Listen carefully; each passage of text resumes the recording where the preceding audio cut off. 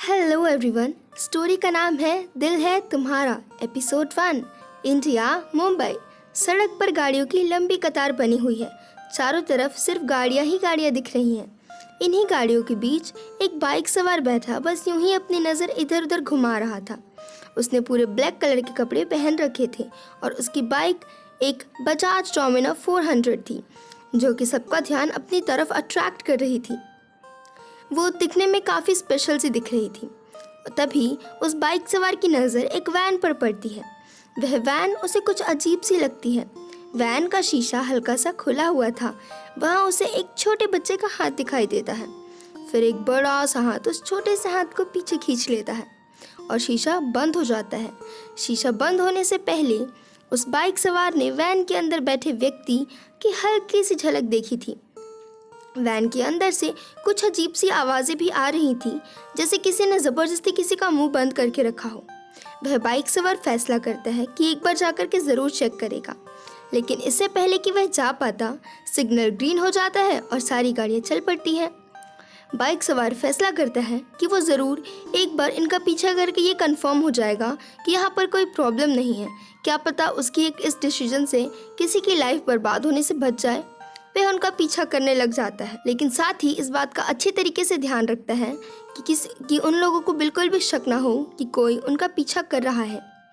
वो पूरे रास्ते बहुत ही सावधानी से उनका पीछा करता है, पर जैसे वो वैन आगे चलती जा रही थी, रास्ता सुनसान होता जा रहा था।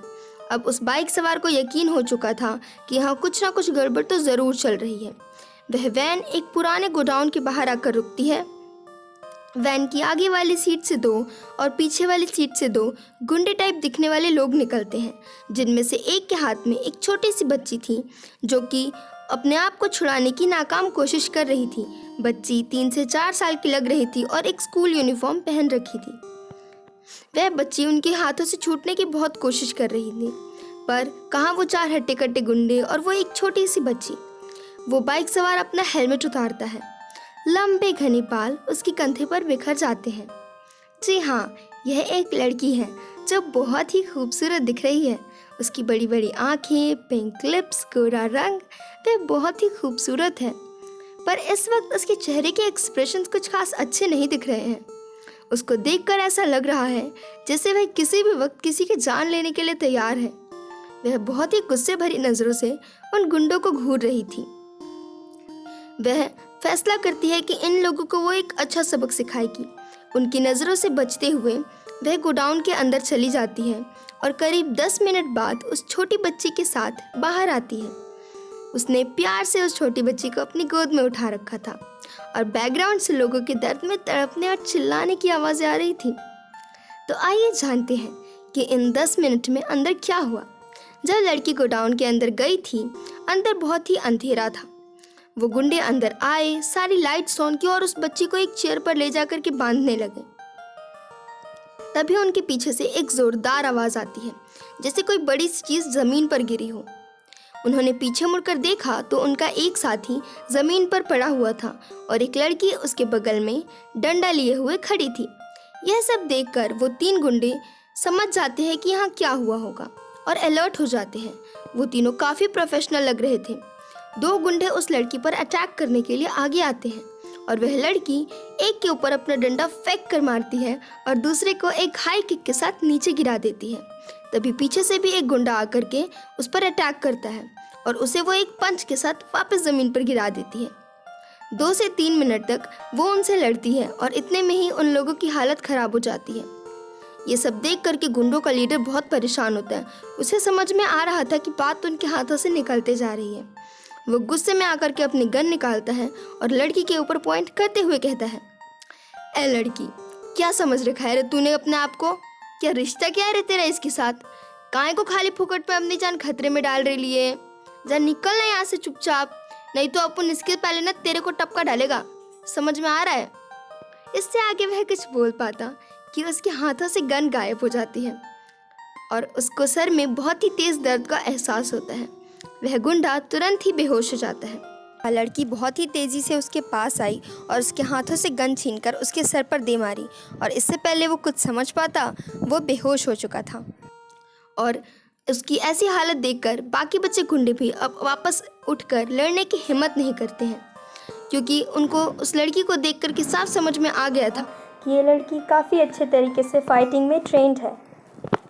वो लड़की उस छोटी बच्ची के पास जाती है, उसे अपनी गोद में उठाती है और बाहर लेकर के निकल जाती है। वो उसे बहुत ही केयरफुली अपनी बाइक पर बिठाते हुए पूछती है, बेटा आप ठीक तो हो ना, आपको कहीं चोट तो नहीं लगी? वो बच्ची कोई जवाब नहीं देती। जब से ये लड़की वहाँ पर एंटर हुई थी, वो बच्ची बहुत ही ध्यान से उसका चेहरा ही देखे जा रही थी और वो कितने अच्छे से उन गुंडों से फाइट कर रही थी और कितने प्यार से उसने उसे ट्रीट किया। ये सब देखकर उस बच्ची के मन में उस लड़की के लिए प्यार और एडमिरेशन भर जाता है। लड़की बहुत ही पेशेंस के साथ उससे पूछती है, बेटा आपका नाम क्या है? वो लड़की कोई जवाब नहीं देती। वो लड़की फिर से पूछती है, बेटा मेरा नाम आद्या है, उसी तरह आपका भी तो कोई नाम होगा ना, क्या आप मुझे अपना नाम नहीं बताओगे? बच्ची अब भी कोई जवाब नहीं देती है। ये सब देख कर के आद्या को लगता है कि शायद आज जो भी इसके साथ हुआ, इन सब की वजह से वो बहुत ज़्यादा डर गई है और घबराहट की वजह से अब कोई जवाब नहीं दे पा रही है। वो उसे अपनी बाइक पर बिठाते हुए कहती है, ठीक है अभी आपको मुझसे बात नहीं करनी है, तो हम पहले चल के कुछ खाना खा लेते हैं, उसके बाद हम लोग बातें करेंगे, ओके?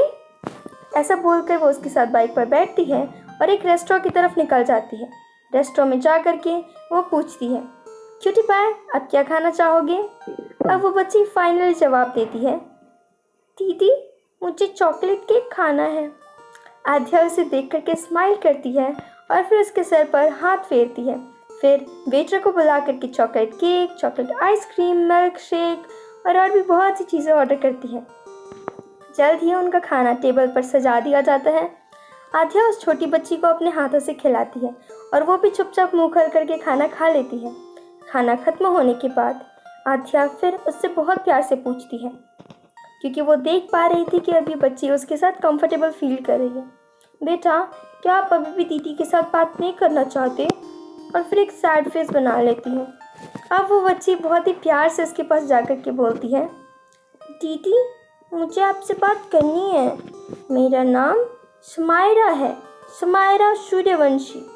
सब मुझे प्यार से सैम बुलाते हैं और मुझे कहीं चोट भी नहीं लगी। वो अंकल लोग ना, उन्होंने मुझे बिल्कुल भी हर्ट नहीं किया, मैं तो बहुत स्ट्रांग हूँ ना। उस बच्ची को इतने प्यार से बात करते देख करके आद्या भी स्माइल करने लगती है और फिर समायरा के सर पर प्यार से हाथ फेरती है। जब समायरा भी उसको वापस से स्माइल करता हुआ देखती है तो मुस्कुराने लगती है। फिर आद्या उससे पूछती है, अच्छा सैम? इससे आगे आद्या कुछ बोल पाती कि पीछे से बहुत सारे कदमों की आवाज़ आने लगती है। जब वो पीछे पलट कर देखती है तो एक बहुत ही चार्मिंग और हैंडसम सा लड़का सामने से चलता हुआ आ रहा था। उसके पीछे बहुत से काले कपड़े पहने लोग भी आ रहे थे, जिनके राइट साइड पर एक बैच लगा हुआ था जिस पर कुछ वी काइंड ऑफ सिंबल बना हुआ था। तभी वो लड़का चलते चलते उनके बहुत ही पास आ जाता है।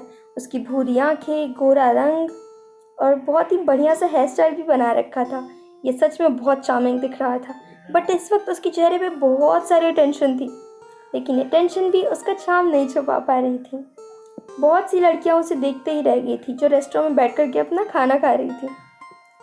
वो लड़का बहुत ही तेज़ी से चलता हुआ उन्हीं के पास आ रहा था। कि पीछे आ रहे लोग बहुत ही प्रोफेशनल बॉडीगार्ड्स लग रहे हैं। नॉर्मली इस तरह के बॉडीगार्ड्स रिच फैमिलीज ही हायर करती हैं। तो ये लड़का कौन है और ये आद्या की तरफ क्यों आ रहा है? स्टोरी में आगे क्या होगा जानेंगे नेक्स्ट एपिसोड में। Thank you so much. Please मुझे बताइए अगर आपको ये स्टोरी अच्छी लग रही है और क्या आप इसका नेक्स्ट एपिसोड चाहते हैं।